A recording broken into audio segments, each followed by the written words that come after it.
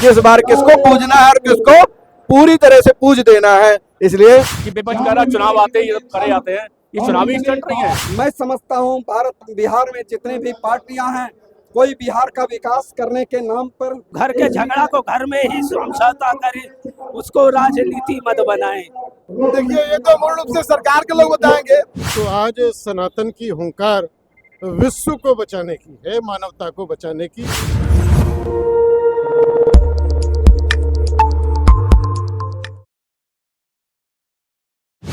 नमस्कार, मैं सृजन SSIT में एक बार फिर से आप सबका स्वागत करता हूँ। अभी हम खड़े हैं पटना के गांधी मैदान में, जहां सनातन का और सनातन धर्म को मजबूती से, यूनिटी से एक करने और एकता के लिए उन सभी ने अपने अपने विचार व्यक्त किए। और देश के कोने कोने से आए जो महात्मा हैं, उनके क्या विचार हैं सनातन के बारे में, उनके क्या विचार हैं सनातन धर्म की एकता के बारे में, आइए हम उनसे ही जानते हैं। सनातन के महाकुंभ इस मंच से आप हमारे दर्शकों को क्या संदेश देना चाहेंगे? सत्य सनातन धर्म की जय। यह आयोजन हमारी हिंदुओं की सनातन की आत्मा को जागृत करने का बहुत बड़ा एक आयोजन विषय था, जो इन्होंने सफलता पूर्वक बहुत सुंदर तरीके से किया है। बस एक शब्द और पंक्ति के माध्यम से कहना चाहेंगे कि बिना मौसम हृदय कोकिल से भी कूजा नहीं जाता, जहाँ अनुराग पलता हो वहाँ दूजा नहीं जाता। भीषण राम जी के भक्त थे ये जानते सब हैं, मगर जो देशद्रोही हो उसे पूजा नहीं जाता। तो बिहार वासियों को ध्यान रखना है कि इस बार किसको पूजना है और किसको पूरी तरह से पूज देना है। इसलिए बिहार वासियों से हाथ जोड़ के प्रार्थना कि सत्य सनातन धर्म की जय कराएं और इस बार बिहार को विजय बनाएं। देखिए, आज बिहार में जो सनातन मंच का लगा है, सनातन धर्म की सभा हुई है, ये केवल बिहार के लिए नहीं पूरे देश के लिए संदेश है। और सबसे बड़ी खुशी की बात हुई है, पूरा युवा जुड़ा है। और युवा जब सनातन के लिए खड़ा हो जाएगा तब पूरा देश, हमारा सनातन कभी हार नहीं मान सकता।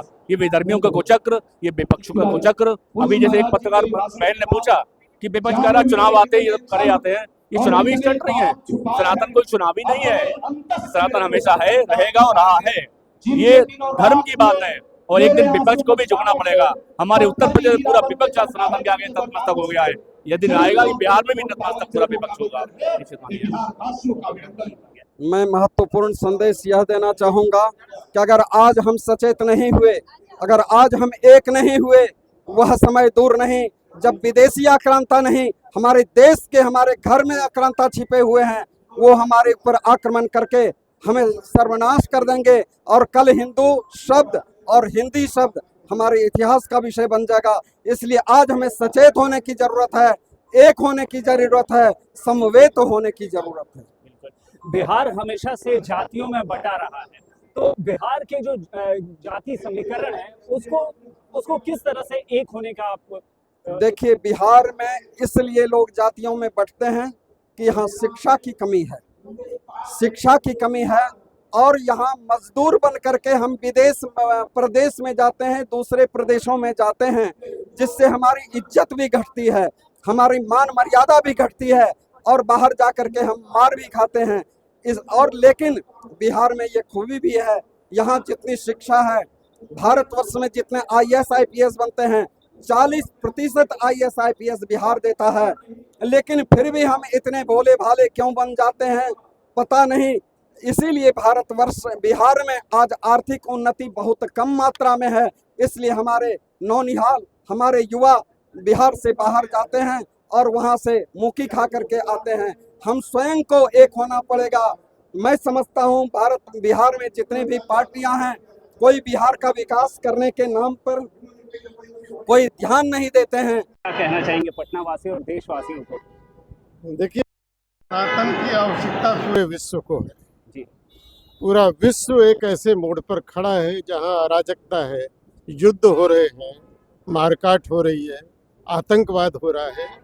अगर इस सबसे कोई बचा सकता है तो केवल सनातन का जो सिद्धांत है, सनातन की जो संस्कृति है, तो वही विश्व को शांति प्रदान कर सकती है, विश्व के अंदर कहीं ना कहीं सद्भाव को पैदा कर सकती है।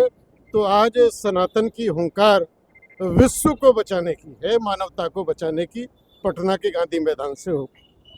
मेरा एक सवाल है गुरु जी कि भारत में जो पहले गुरुकुल हुआ करते थे, तो उन गुरुकुल के लिए वापस उसको कैसे शुरू किया जा सकता है, क्या और आपका क्या संदेश है इस मंच के माध्यम से? पहले हमारे यहाँ पर इसलिए गुरुकुल हुआ करते थे, तो उन गुरुकुलों में राजा के लड़के भी पढ़ते थे और एक गरीब भी पढ़ते, सुदामा जैसे गरीब भी पढ़ते थे और राजा भी पढ़ते थे। वहाँ पर एक समानता थी, इसलिए जो है शुरू से ही समानता का शिक्षा दिया जाता था और इसलिए हमारा हिंदुस्तान समृद्ध था। आज उतना नहीं है, बुद्धि से भी समृद्ध था।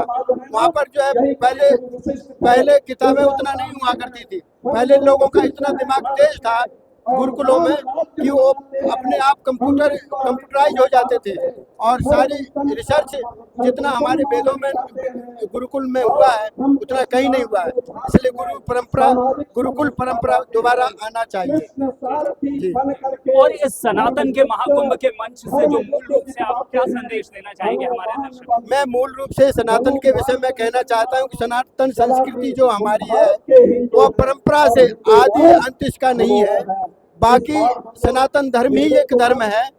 इस सनातन महाकुंभ के इस मंच से आप हमारे दर्शकों के लिए क्या कहना चाहेंगे? हम यही देना चाहेंगे, हिंदू एक हो और हिंदू को अपना घर में ये ना लिखना पड़े कि ये घर बिकाऊ है, कहे कि डर के कारण, मुसलमान के भय के कारण हिंदू को लिखना पड़ता है घर बिकाऊ है।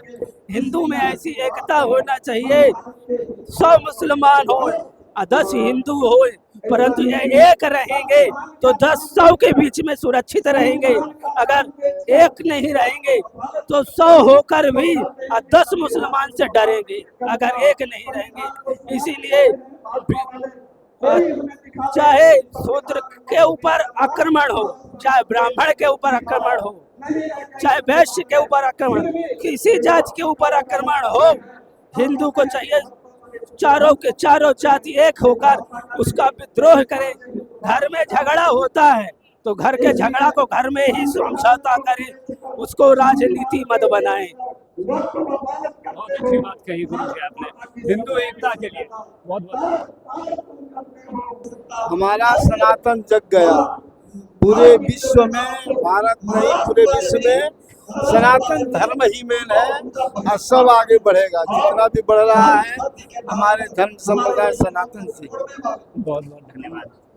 कि सभी हिंदू एकजुट हो, कोई अलग अलग ना रहे।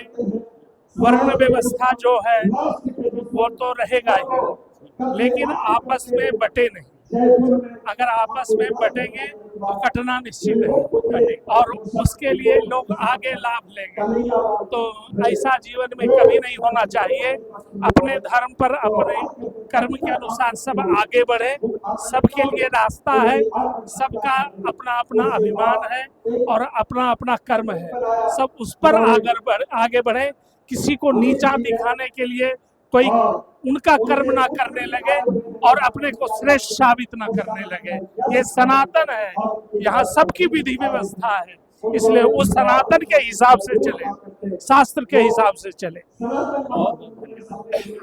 गुरुजी एक सवाल गुरुजी मेरा ये है कि जैसे कि अभी काफी दिनों बाद हिंदूवादी सरकार आई है, भाजपा की सरकार आई है, तो जो गुरुकुल थे उन गुरुकुल को वापस स्थापित करने के लिए सरकार क्या कर रही है या क्या होना चाहिए? देखिए, ये तो मूल रूप से सरकार के लोग बताएंगे, लेकिन गुरुकुल की स्थापना होनी चाहिए, ऐसा प्रयास करें हम लोग मिलकर।